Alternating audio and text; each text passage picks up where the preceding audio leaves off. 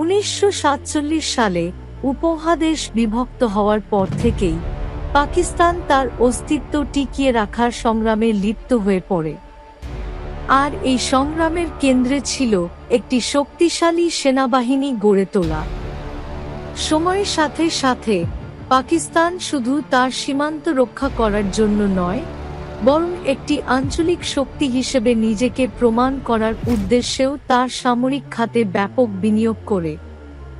চলুন এবার ধীরে ধীরে বুঝে নিই আজকের দিনে পাকিস্তানের সামরিক সক্ষমতা আসলে কতটা ভয়ঙ্কর, কতটা প্রস্তুত আর কতটা বাস্তবতামূলক।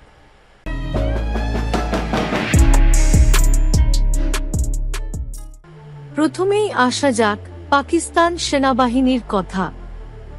সংখ্যার দিক দিয়ে পাকিস্তান সেনাবাহিনীতে প্রায় 6 লক্ষের বেশি সক্রিয় সৈনিক রয়েছে, আর রিজার্ভ ফোর্স মিলিয়ে সংখ্যাটি 10 লক্ষের কাছাকাছি।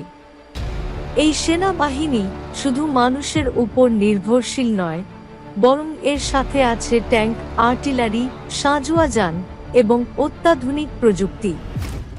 ট্যাঙ্ক বলতেই সবার আগে আসে আল খালিদ।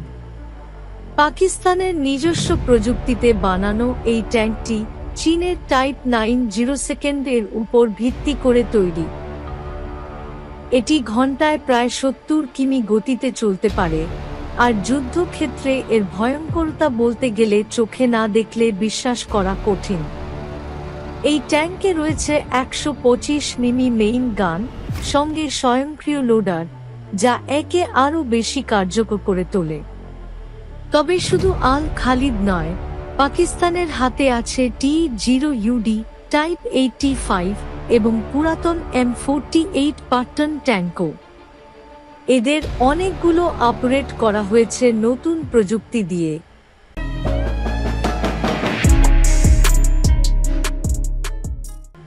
এরপর আসা যাক পাকিস্তান বিমান বাহিনী নিয়ে। এখানে পাকিস্তানের সবচেয়ে গর্বের বিষয় যে F-17 থান্ডার।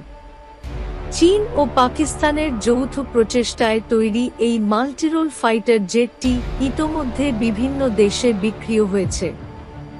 এর মূল উদ্দেশ্য কম খরচে কার্যকর যুদ্ধ ক্ষমতা নিশ্চিত করা। F-17 ছাড়াও পাকিস্তানের হাতে রয়েছে F-16, মিরেজ-3, মিরেজ-5 এবং কিছু পুরাতন বিমান, যেগুলো এখনো সীমিত পরিসরে ব্যবহার করা হয়। তবে বিশেষ করে F-16 পাকিস্তানের জন্য এক ধরনের গেম চেঞ্জার হিসেবেই বিবেচিত হয়।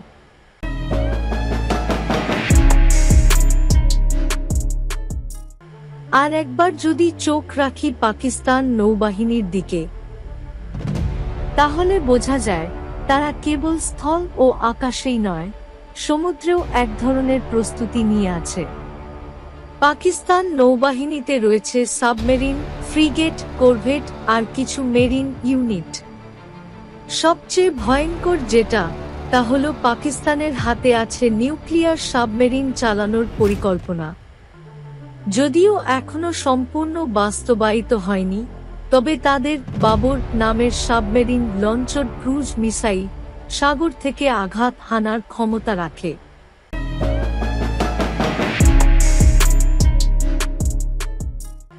এবার আসি সবচেয়ে ভয়াবহ অংশে, পাকিস্তানের পারমাণবিক অস্ত্রভান্ডার।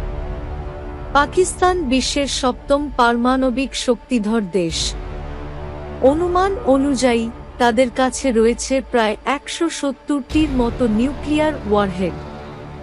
এসব অস্ত্র বহনে ব্যবহৃত হয় শাহিন, ঘৌরি, নাসার নামের ব্যালিস্টিক ও ক্রুজ মিসাইল। শাহিন 3 মিসাইল একবার ছোড়া হলে 2750 কিলোমিটার দূর পর্যন্ত গিয়ে আঘাত হানতে পারে। আর ছোট দূরত্বে ব্যবহারের জন্য নাসার, যা ট্যাকটিক্যাল নিউক্লিয়ার ওয়েপন, অর্থাৎ যুদ্ধক্ষেত্রেই ছোট পরিসরে পারমাণবিক হামলার ক্ষমতা রাখে। এই নাসার এক ধরনের মনস্তাত্ত্বিক ভয় তৈরি করে শত্রুপক্ষের মধ্যে।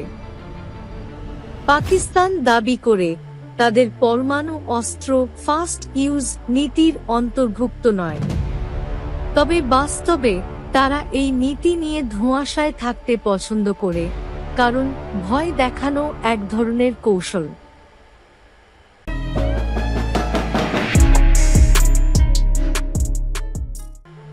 পাকিস্তানের সামরিক সক্ষমতা শুধু হার্ডওয়্যারে সীমাবদ্ধ নয়।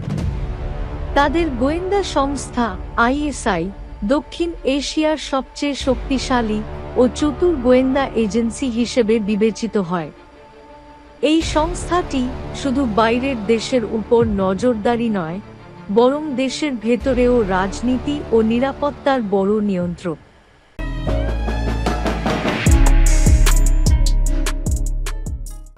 তবে এক্ষেত্রে প্রশ্ন আসে, এত কিছু থাকার পরেও কেন পাকিস্তানের সেনাবাহিনী প্রায় আলোচনায় আসে নেতিবাচক প্রেক্ষাপটে? এর পেছনে রয়েছে বাজেট, রাজনৈতিক হস্তক্ষেপ এবং কিছু কৌশলগত ভুল। পাকিস্তানের মোট বাজেটের বড় একটি অংশ বরাদ্দ হয় সেনাবাহিনীর জন্য, অথচ সাধারণ মানুষ অনেক ক্ষেত্রেই দারিদ্র্যসীমার নিচে বসবাস করে। পাকিস্তান সেনাবাহিনী অনেক সময় দেশের রাজনীতিতেও সরাসরি হস্তক্ষেপ করে, যেমনটা দেখা গেছে বেশ কিছু সামরিক অভ্যুত্থানে। ফলে একদিকে যেখানে সেনাবাহিনী শক্তিশালী, অন্যদিকে দেশের গণতন্ত্র বারবার প্রশ্নবিদ্ধ হয়। আন্তর্জাতিক মিত্রতার দিক থেকেও পাকিস্তান বেশ হিসেবি। একসময় যুক্তরাষ্ট্র তাদের প্রধান মিত্র থাকলেও আজকের দিনে চীনই তাদের সবচেয়ে বড় অস্ত্র সরবরাহকারী ও কৌশলগত সহযোগী। সবশেষে একটা প্রশ্ন থেকেই যায়, এত সব সামরিক শক্তি থাকা সত্ত্বেও পাকিস্তান কি সত্যিই যুদ্ধের জন্য প্রস্তুত? উত্তর হলো আংশিকভাবে হ্যাঁ, আংশিকভাবে না। প্রযুক্তি আছে, সেনাবাহিনী আছে, অভিজ্ঞতা আছে, কিন্তু অর্থনৈতিক দুরবস্থা, রাজনৈতিক অস্থিরতা এবং আন্তর্জাতিক কূটনীতিতে চাপ, এসব কিছু মিলিয়ে পাকিস্তানের যুদ্ধক্ষমতা যতটা ভয়ঙ্কর দেখায়, বাস্তবে ততটাই জটিল। তবে এটা ঠিক যে কোনো যুদ্ধ যদি হয়, তাহলে পাকিস্তান একদমই হালকাভাবে নেয় না। তারা সর্বশক্তি দিয়ে প্রতিরোধ গড়ে তোলে এবং তাদের মনোবল, শক্তি, সাহস ও টিকে থাকার প্রবল মানসিকতা অন্য অনেক দেশের তুলনায় বেশি শক্তিশালী। এই ছিল পাকিস্তানের সামরিক সক্ষমতার এক বিশদ ও রোমাঞ্চকর বিবরণ।